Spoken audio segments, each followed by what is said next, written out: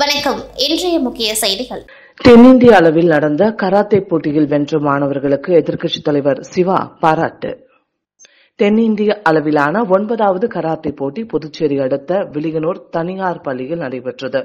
இப்போட்டியில் புதுச்சேரி கென்ரியோ கராத்தே 2 இந்திய அணியைச் சேர்ந்த மாணவ மாணவிகள் 42 பேர் கோப்பை வென்று சாதனை படைத்தனர். சாதனை படைத்த மாணவர்களை சட்டமன்ற எதிர்க்கட்சித் தலைவர் ரா. சிவா அவர்கள் தம் அலுவலகத்திற்கு அழைத்து வாழ்த்து தெரிவித்தார். இந்த சந்திப்பின் போது கராத்தே சங்க தலைவர் சத்யசீலன், மூத்த பயிற்சியாளர்கள் செல்வமணிகண்டன், வினிதா, தீமா, அரிகரனல், பயிற்சியாளர்கள் சஞ்சய், ஆனந்தன், ஷியாமளவள்ளி, திமுக தொகுதி செயலாளர் இளஞ்செழியன் பாண்டியன், கிளை செயலாளர் நாகமுத்து ஆகியோர் உடனிருந்தனர். புதுச்சேரி டிஜிபிக்கு வாழ்த்து. புதுச்சேரி மாநில டிஜிபி ஸ்ரீனிவாஸ் அவர்கள் நேற்று பணி நிறைவு பெற்றார். அவருக்கு புதுச்சேரி மாநில திராவிட முன்னேற்றக் கழக அமைப்பாளரும் சட்டமன்ற எதிர்க்கட்சி தலைவருமான இரா. சிவா அவர்கள் சால்வை அணிவித்து வாழ்த்து தெரிவித்தார். ஜோயலுகாஸ் மூலமாக வீடற்ற ஏழைகளுக்கு ஜாய் ஹோம் பவுண்டேஷன் மூலமாக வீடு கட்டுவதற்கான காசோலையை முன்னாள் கவுன்சிலர் பாலமுருகனால் பயனாளிகளுக்கு வழங்கப்பட்டது. புதுச்சேரி மாநிலத்தில் வீடற்ற ஏழைகளுக்கு மறுவாழ்வு செய்வதற்காக புதிய முயற்சிகளுடன் ஜோயலுகாஸ் ஜுவல்லரி குழுமத்தின் ஜாய் ஹோம் பவுண்டேஷன் மூலமாக வீடு கட்டுவதற்கான நிதி உதவி வழங்குவதற்கான நிகழ்ச்சி ஏற்பாடு செய்யப்பட்டுள்ளது. மங்களம் தொகுதிக்குட்பட்ட கணுவாப்பேட்டை பகுதியைச் சார்ந்த முகமது அலி மற்றும் வீரப்பன் ஆகிய குடும்பத்தினருக்கு தலா 1,50,000 காசோலையை முன்னாள் சேர்மன் பாலமுருகன் சிறப்பு அழைப்பாளராக கலந்து கொண்டு பயனாளிகளிடம் காசோலையை வழங்கினார். இந்நிகழ்ச்சியில் ஜோயலுகாஸ் மேலாளர் ஷபீர், தலைவர் இனயத்துல்லா, துணைத் தலைவர் அப்துல்லஜீஸ், செயலாளர் சகாதீன், துணை செயலாளர் கமருதீன், பொருளாளர் மௌலி சாகுல் ஹமீத் மற்றும் ஊழியர்கள், ஊர் முக்கிய பிரமுகர் மூர்த்தி மற்றும் ஊர் பொதுமக்கள் என ஏராளமானோர் கலந்து கொண்டனர்.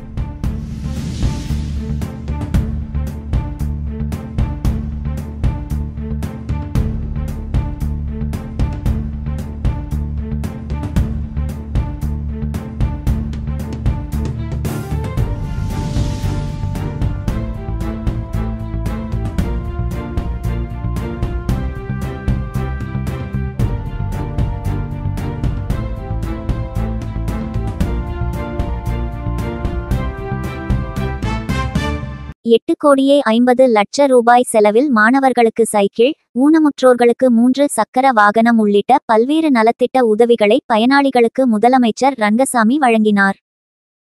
புதுச்சேரி அரசு சமூக நலத்துறை மற்றும் பிற்படுத்தப்பட்ட மற்றும் சிறுபான்மையினர் நலத்துறை சார்பில் பல்வேறு நலத்திட்ட உதவிகள் பயனாளிகளுக்கு வழங்கும் துவக்க விழா தட்டாஞ்சாவடி சுப்பையா நகர் சேக்கிழார் அரசு உயர்நிலைப் பள்ளியில் நடைபெற்றது.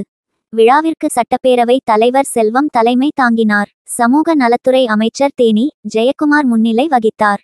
இவ்விழாவில் முதலமைச்சர் ரங்கசாமி சிறப்பு விருந்தினராக கலந்து கொண்டு ₹8,50,00,000 மதிப்பில் மாற்றுத்திறனாளிகளுக்கு விலையில்லா 3 சக்கர மோட்டார் வாகனங்களும், பள்ளி மாணவ மாணவிகளுக்கு மிதிவண்டிகள் மற்றும் மழைக்கோட்டுகளும், 60 வயதை கடந்த மூத்த குடிமக்களுக்கு போர்வைகள் மற்றும் காலணிகள் உள்ளிட்ட நலத்திட்ட உதவிகளை வழங்கினார். நிகழ்ச்சியில் சமூக நலத்துறை இயக்குனர் ராகினி விழாவிற்கான ஏற்பாடுகளை சமூக நலத்துறை துணை இயக்குனர் ஆறுமுகம் மற்றும் சமூக நலத்துறை அதிகாரிகள் செய்திருந்தனர். அப்போது பேசிய முதலமைச்சர் ரங்கசாமி, இந்த அரசு பொறுப்பேற்றதில் இருந்து அனைத்து திட்டங்களையும் உயர்த்தி வழங்கியது மட்டுமல்லாமல் காலத்தோடு வழங்கி வருவதாகவும், நமது அரசு மக்களுடைய அரசு, மக்களுக்கான திட்டங்களை செயல்படுத்துகின்ற அரசு என்றும், டெல்லிக்கு ஏதாவது கூட்டத்தில் கலந்து கொள்ள செல்லும் போது அங்கு அதிக நலத்திட்டங்களை மக்களுக்கு செய்யும் அரசு புதுச்சேரி அரசு தான் என்று கூறுவார்கள். ஏழை எளிய மக்களுக்கான அரசு இந்த அரசு என பேசினார்.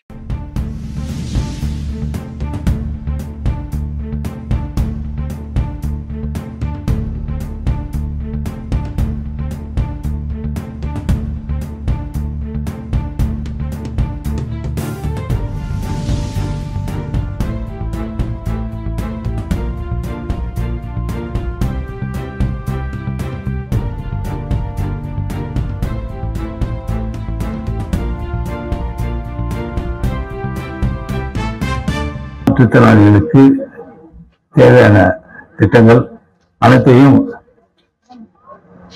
நம்முடைய அரசு சிறந்த முறையில் செயல்படுத்தி வருகின்றது. நீங்க பார்க்கலாம், இந்த அரசு பொறுப்பேற்ற பிறகு காலத்தோடு அந்தந்த நலத்திட்ட உதவிகளை உயர்த்தி வழங்கியது மட்டுமல்ல, காலத்தோடு வழங்கி வருகின்றது. உங்களுடைய உதவி தொகையாக இருந்தாலும் சரி, மாணவ செல்வங்களுக்கான மிதிவண்டி, இலவச மிதிவண்டியாக இருந்தாலும் சரி, நம்முடைய மாற்றுத்திறனாளிகளுக்குரிய 3 சக்கர வாகனங்கள் இதெல்லாம் இப்பொழுது காலத்தோடு வழங்கி வருவதை நீங்க நல்லா பார்த்தது, நீங்க நல்லா அறியலாம்.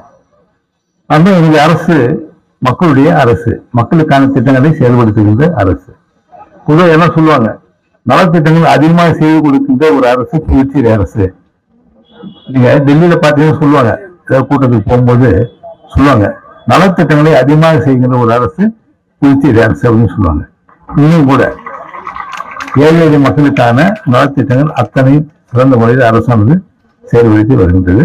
காரைக்காலில் பாப்புலர் ஃப்ரண்ட் ஆஃப் இந்தியா அமைப்பின் முன்னாள் நிர்வாகி வீட்டில் NIA அதிகாரிகள் 5 மணி நேரத்திற்கு மேலாக சோதனையில் ஈடுபட்டனர். காரைக்கால் மாவட்டத்தில் உள்ள சுண்ணாம்புக்கார வீதியில் வசித்து வரும் அசரப் அலி என்பவரது வீட்டில் NIA அதிகாரிகள் காலை 6 மணி முதல் சோதனையில் ஈடுபட்டு 5 மணி நேரத்திற்கு மேலாக சோதனையில் ஈடுபட்டனர். அப்பொழுது காரைக்கால் மாவட்ட போலீசார் அப்பகுதி முழுவதும் பாதுகாப்பு பணியில் ஈடுபட்டனர். மேலும் 5 மணி நேரத்திற்கு மேலாக நடைபெற்ற NIA அதிகாரிகள் சோதனையில் செல்போன்கள் மற்றும் முக்கிய ஆவணங்களை எடுத்துச் சென்றதாக தகவல் வெளியாகியுள்ளது. இந்த நிலையில் NIA அதிகாரிகள் சோதனையில் ஈடுபட்டதால் பெரும் பரபரப்பு ஏற்பட்டது.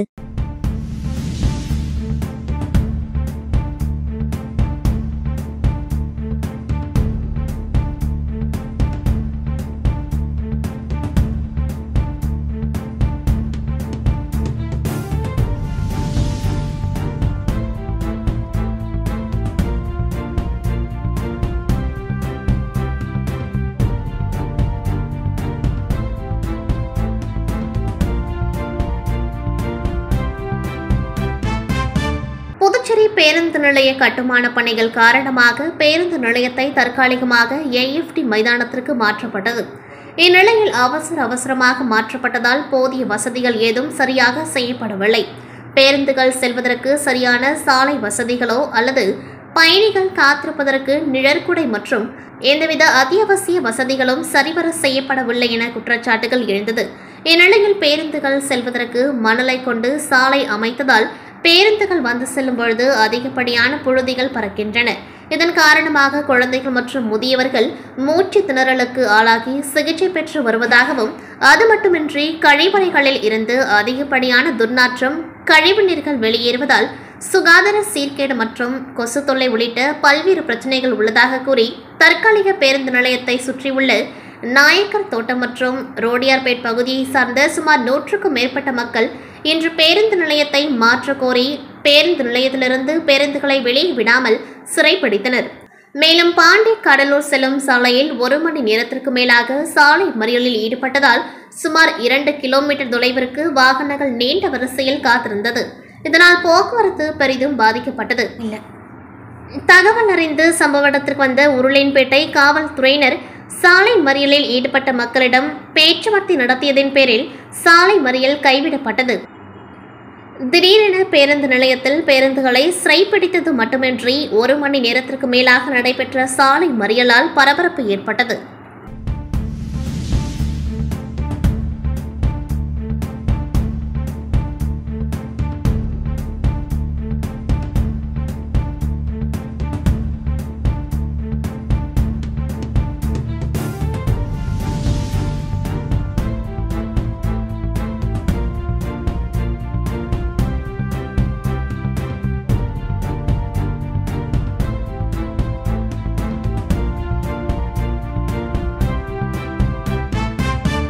குடிமைப்பொருள் வழங்கல் துறை மூலம் லஞ்சம் பெற்றுக்கொண்டு சிவப்பு ரேஷன் கார்டுகள் வழங்கப்பட்ட நிலையில் கடந்த 6 மாதங்களாக ரேஷன் கார்டுகள் வழங்கப்படவில்லை. கடந்த 3 ஆண்டுகளில் வழங்கப்பட்டுள்ள ரேஷன் கார்டுகள் குறித்து கணக்கெடுப்பு நடத்த வேண்டும் என்று சுயேட்சை சட்டமன்ற உறுப்பினர் அங்காளன் தெரிவித்துள்ளார். புதுச்சேரியில் லஞ்சம் பெற்றுக்கொண்டு சிவப்பு நிற ரேஷன் கார்டுகள் வழங்கப்பட்டுள்ளது. லஞ்சம் பெற்றதற்கான ஆதாரம் தர தயார், CBI விசாரணைக்கு உத்தரவிட தயாரா என சுயேட்சை சட்டமன்ற உறுப்பினர் நேரு கேள்வி எழுப்பியுள்ளார். சட்டமன்ற உறுப்பினர்கள் கூறிய குற்றச்சாட்டுக்கு அமைச்சர் மறுப்பு தெரிவித்து பேசியதால் சட்டமன்ற உறுப்பினர் மற்றும் அமைச்சருக்கும் இடையே கடுமையான வாக்குவாதம் ஏற்பட்டது. மேலும் லஞ்சம் பெற்றுக்கொண்டு ரேஷன் கார்டுகள் வழங்கப்பட்டிருந்தால் ஆய்வு செய்து நீக்கப்படும் என பேரவையில் அமைச்சர் அறிவித்தார். நெல்லித்தோப்பு பகுதியைச் சேர்ந்த செந்தில் என்பவரின் மகன் விஜயகுமார். இவர் ஜொமேட்டோ ஊழியராக பணியாற்றி வருகின்றார். நேற்றிரவு 12 மணியளவில் காமராஜர் சாலை வழியாக வந்து கொண்டிருந்தார். புட்லாயம்மன் ஆலயம் எதிரில் தனது இருசக்கர வாகனத்தை நிறுத்திவிட்டு சாலையில் நடந்து சென்றுள்ளார். அப்பொழுது அவ்வழியாக வந்த ஆட்டோ விஜயகுமார் மீது மோதியுள்ளது. இதில் நிலை தடுமாறி கீழே விழுந்த விஜயகுமார் வாய் மற்றும் மூக்கில் ரத்தம் கசிந்துள்ளது. அவரை ஆட்டோ ஓட்டுநர் கோவில் வாசலில் ஓரமாக வைத்துவிட்டு சென்றுள்ளார். இதில் இரவு முழுவதும் அதே இடத்தில் சுயநினைவு இன்றி இருந்ததன் காரணமாக உயிரிழந்ததாக குறிப்பிடுகின்றது. காலையில் கோவில் பூசாரி கோவிலுக்கு வந்து பார்த்தபொழுது ஒருவர் இரத்த வெள்ளத்தில் உயிரிழந்து கிடப்பது தெரிய வந்தது. உடனடியாக காவல்துறைக்கு தகவல் கொடுக்கப்பட்டது. தகவல் அறிந்து வந்த போக்குவரத்து காவல்துறை உடலை கைப்பற்றி விசாரணை நடத்தி வருகின்றனர். மேலும் அங்கிருக்கும் சிசிடிவி காட்சிகளை ஆய்வு செய்த பொழுது ஆட்டோ ஓட்டுநர் நடந்து செல்வோரை இடித்து தள்ளியதும் அதன் பிறகு அந்த நபரை கோவில் ஓரமாக இழுத்து வந்து உடலை வைப்பதும் காட்சிகள் பதிவாகியிருந்தது. இதன் அடிப்படையில் ஆட்டோ ஓட்டுநரை தேடி வருகின்றனர்.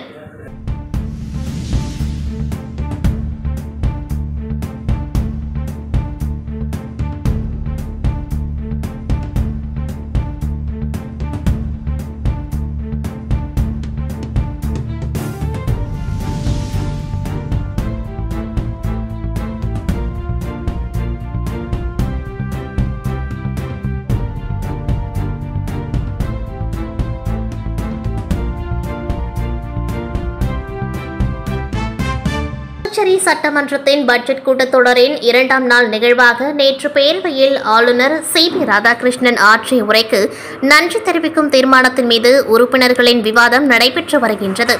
பேரவை தொடங்குவதற்கு முன்பாக கேரள மாநிலம் வயநாட்டில் ஏற்பட்ட நிலச்சரிவில் 200க்கும் மேற்பட்ட பொதுமக்கள் பலியான சம்பவத்திற்கு பேரவையில் உறுப்பினர்கள் 2 நிமிடம் மௌன அஞ்சலி செலுத்தினார்கள். தொடர்ந்து மறைந்த முன்னாள் சட்டமன்ற உறுப்பினர் AL கிருஷ்ணமூர்த்தி, அன்பழகன் ஆகியோருக்கும் பேரவையில் இரங்கல் தெரிவிக்கப்பட்டது.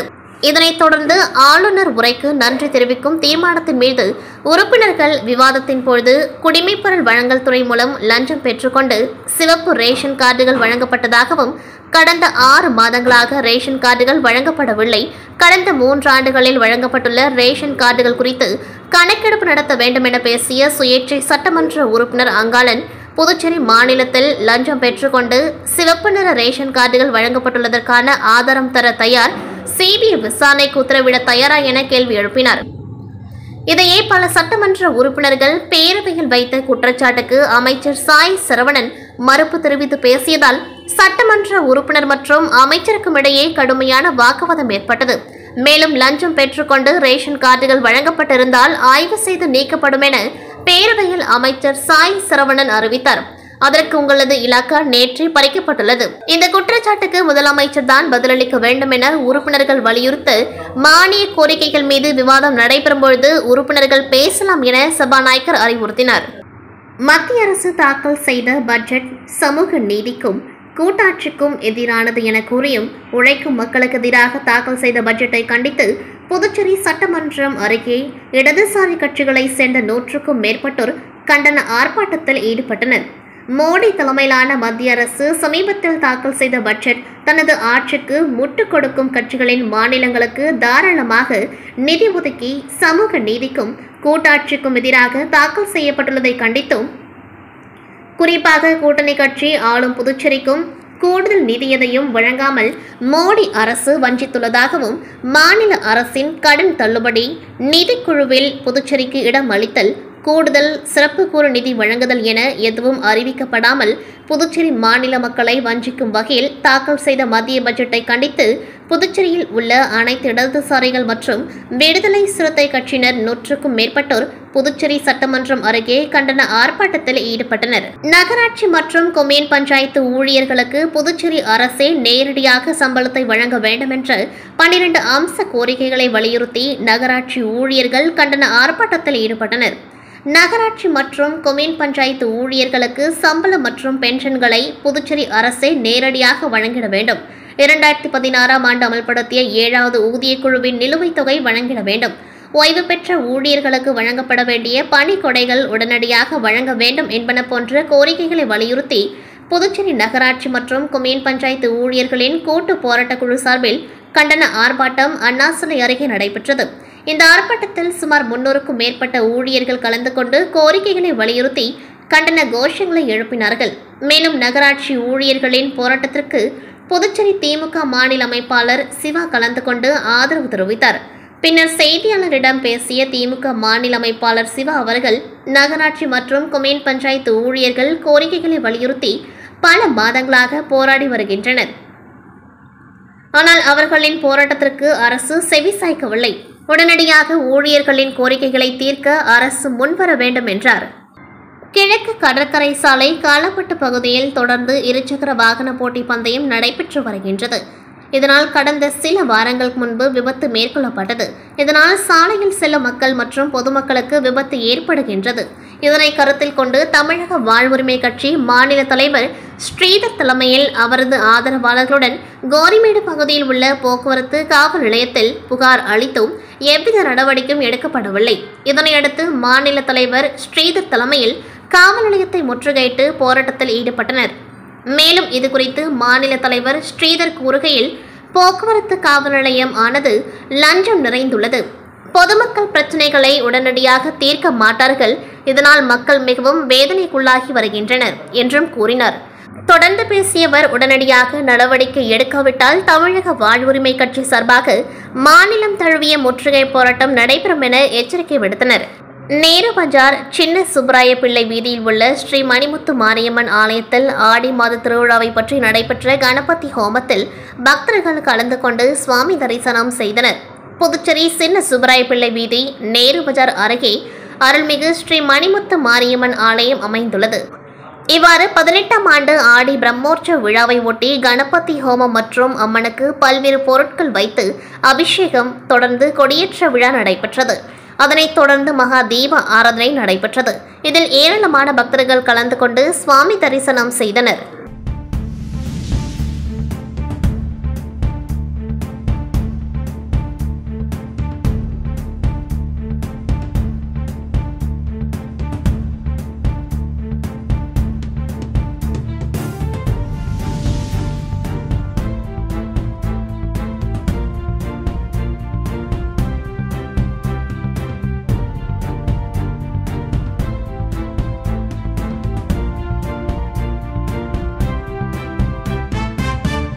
இத்துடன் செய்திகள் நிறைவடைகின்றது. நன்றி, வணக்கம்.